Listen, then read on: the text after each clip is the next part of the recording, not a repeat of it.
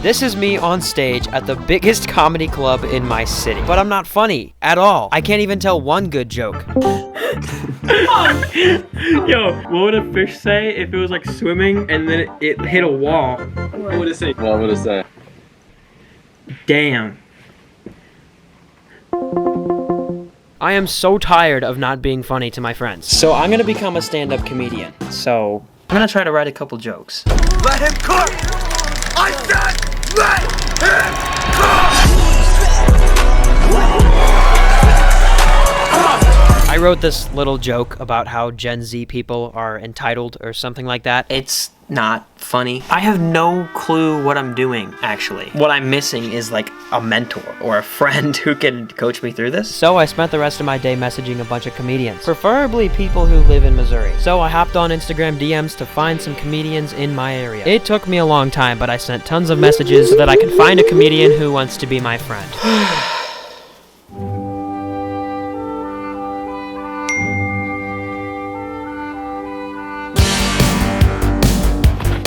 One of the people I messaged yesterday was Rob Durham. Rob is literally a comedy instructor. Like, he teaches comedy. That's exactly what I need. I explained to Rob exactly what I'm doing. He asked me for my phone number and...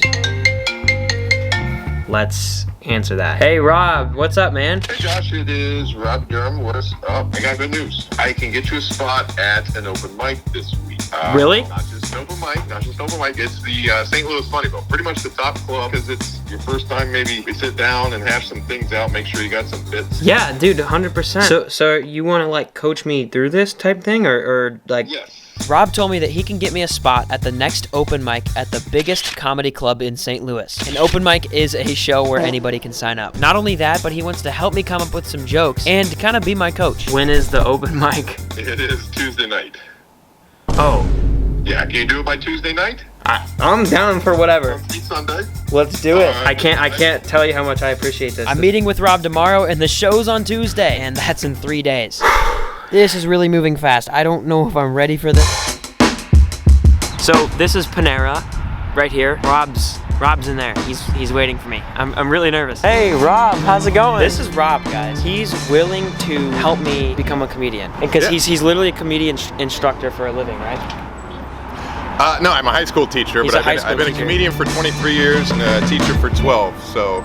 So what would you say like the baseline of comedy is, like just what it takes kind of thing? Setup plus punchline equals funny. It sounds like easy when you put it that way. Setup plus punchline equals joke. So Rob basically simplified the process for me. I told my girlfriend I needed material for my first set, so she broke up with me. That's good. I tell them what they missed in class. They tell me what I missed in the parties I wasn't invited to. We ended up writing about 1.5 minutes of content for my 3-minute show, but I'm still really nervous for the show in 2 days. But Rob believes in me. The set list, if you can pull those off, execute them, you'll be fine. What if I become a famous comedian? Like, do you think... I mean, you're... So after gaining some new confidence in my comedy skills and making a good friend who's going to support me at my show, I headed home to practice. Rob also gave me a free copy of his book that is all about learning to become a comedian. So if you want to be a comedian, definitely buy his book. There's a link in the description. But even with Rob's help, I still felt like I needed a little bit of practice. All right, so I'm not really confident in my ability to tell these jokes well. So what better way to practice than to do it on real people in public? Here, yeah. These jokes are straight from me and Rob's writing session. I haven't refined them at all. It's not gonna go well. I don't... Trying to become a stand-up comedian. So in 3rd grade, I played baseball. I forgot, hold on. I was really bad. So I'm the only one of my generation that doesn't have a participation trophy. I'm a Gen Z kid. So my mom's a nurse. My dad was an iPhone 4. Man, she laughed. Okay, it's all I wasn't expecting people to laugh. My dad's an iPhone 4. My dad was an iPhone 4. What? So I'm upgrading my iPhone soon. Okay. I'm a Gen Z kid. My mom's a nurse. My dad is an iPhone 4S. Okay. He laughed. Keep going. After testing only a couple of the jokes, I had a total of 3 laughs. So the next day, the day of my show, I began to reorganize and rewrite all of my jokes. T-minus 4 hours. I think worst case scenario, nobody laughs. I think it'll be fine, because it's all about the experience. I've had 2 days to practice, and this is like the first time I'm really actually practicing. I'm a Gen Z kid. My dad was an iPhone 4S. This is the first time I ran through my entire bit, at all. Okay, that wasn't too bad. It was pretty bad. 1 hour until the show. I am still really nervous. But with a little more fine tuning, I got the jokes to a point where I was ready to perform them on stage. And I sent them to Rob to see what he thought. He said that if I deliver these with a goofy energy, I think I'll be great. I don't know how,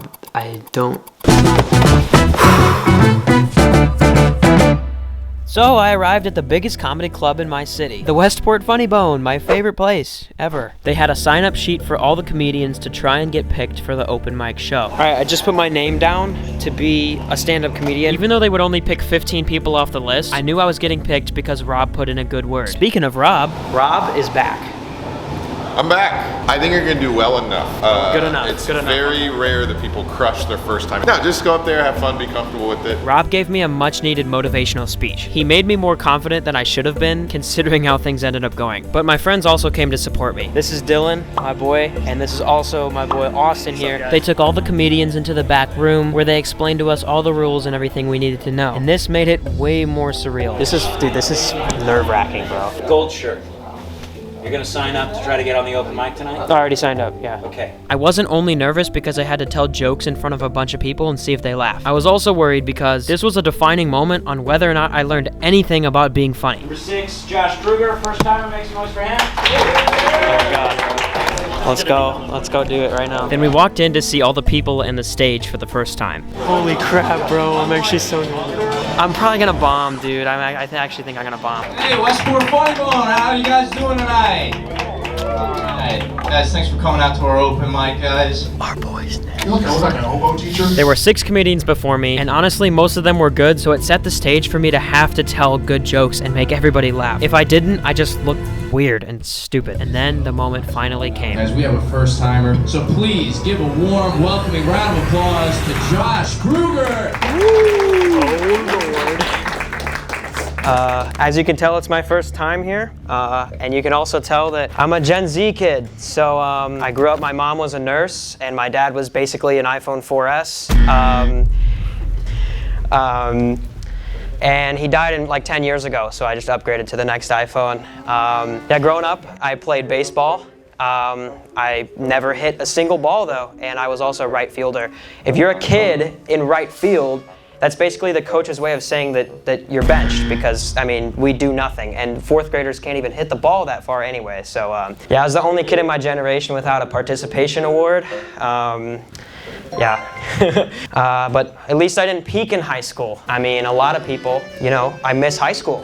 I miss the days. Those were the good days. I'm like, what's good? We wake up at 6 a.m. You have no rights when you walk into the building. The bathrooms are filled with vape clouds. You can't even go to the bathroom without breathing in a cloud of raspberry vape when you walk into the bathroom.